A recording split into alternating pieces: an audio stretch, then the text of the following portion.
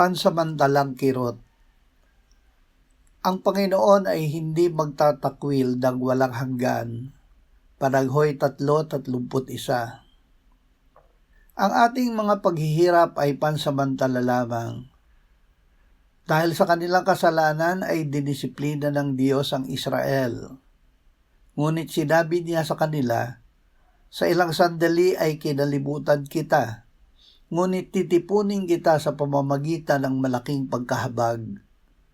Sa nag-uumapaw na puot ng sandali ay ikinubli ko ang aking mukha sa iyo, ngunit kinaaawaan kita sa pamamagitan ng walang hanggang kagandahang loob, sabi ng Panginoon na iyong manunubos. Ama, ipaalala mo sa amin kapag kami ay iyong dinidisiplina, na kahit ito ay masakit, sa hinaharap ay magdudulot ito ng mapayapang bunga ng iyong katuwiran at kami ay makakabahagi ng iyong kabanalan.